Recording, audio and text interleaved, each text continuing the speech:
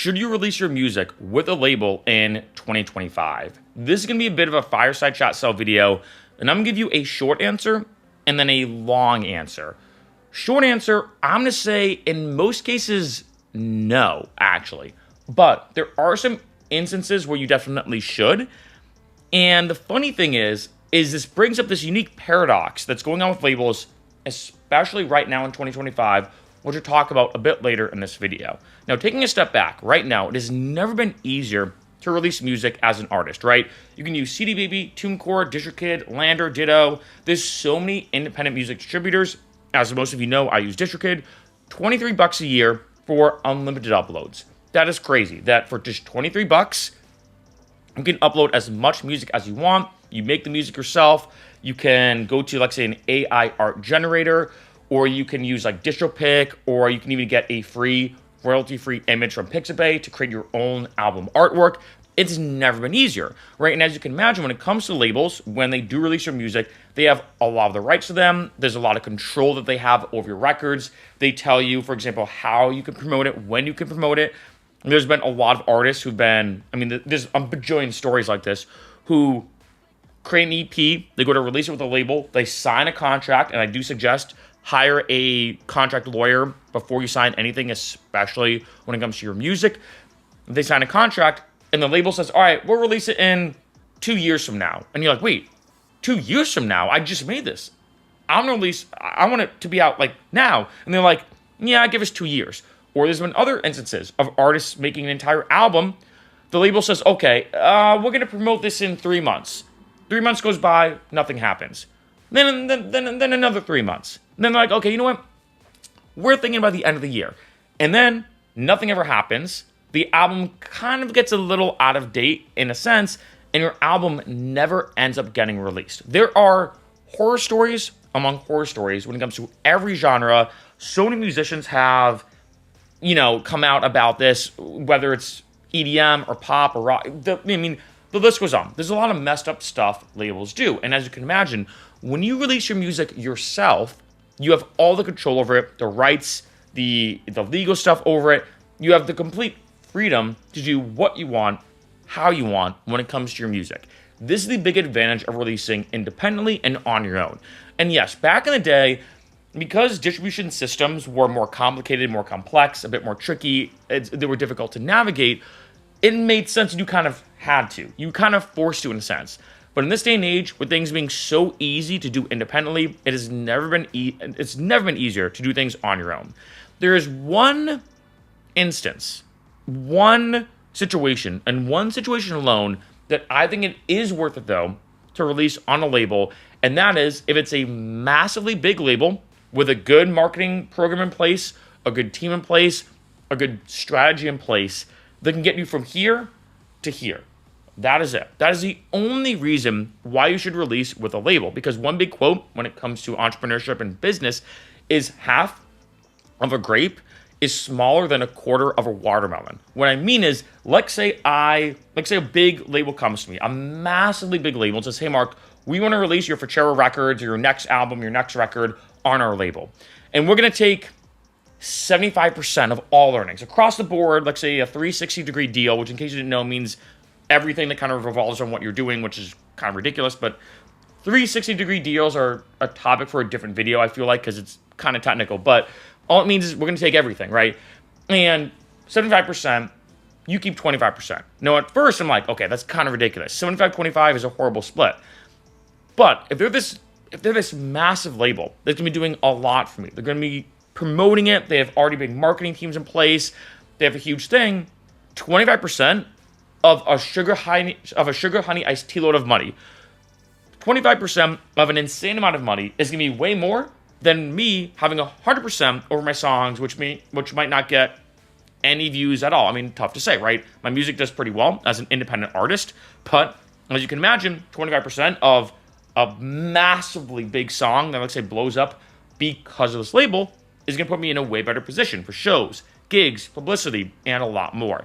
And the paradox that I talked about earlier in this video is kind of this unique thing where now, I feel like in this day and age, it's almost this odd paradox where smaller labels usually are better to work with. There's more of a personal connection.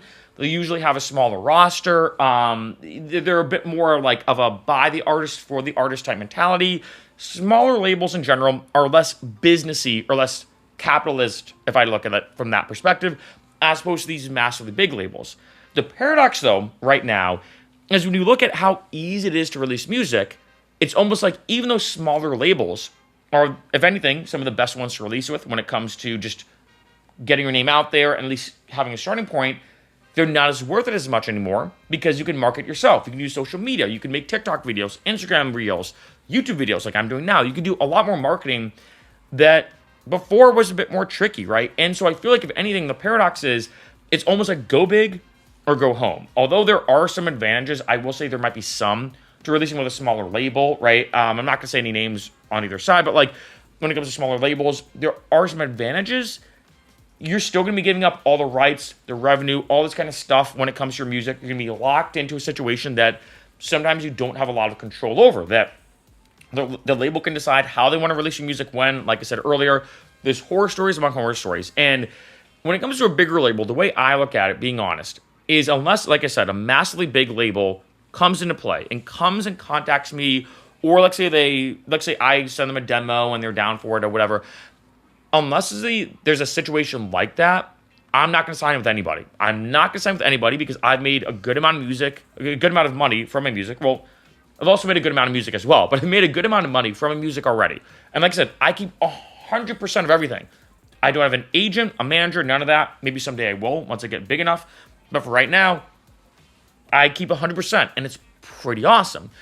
And I think that at some point in time, of let's say, like I said, a big label did contact me, I think it'd be worth it. But for you watching this video, unless that happens, unless you're talking to that massively big label that you know is so well established, it's going to have a really good ROI, I do not think it's worth it. I almost feel like as the years have kind of progressed on, especially now in 2025, that it's almost like the death to small labels. And I'm not trying to bash any small label watching this video. I'm not trying to be like, oh, small labels are the worst thing, because there are some advantages. If you don't want to do marketing, they can help you. If you like, say you don't have connections to that one nightclub, that one venue, that one local spot in your area, but the label does, there are some advantages. So I'm not saying that labels are completely bad. I'm not saying that labels are all out to get you. And I do want to stress that point. But again, you do have to understand that even if it's a small label, you're still going to be legally binded in some way, shape, or form, which hinders your freedom.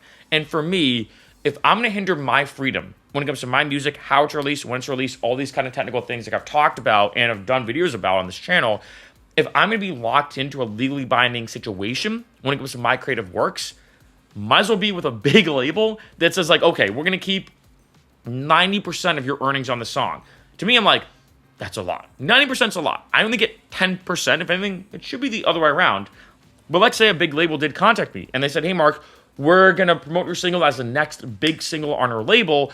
We're taking 90%. You're getting 10%. I'd do it. I'll be honest. I would do that because, one, 10% of a massively big promoted song is going to be more than 100% of me promoting it myself in most situations.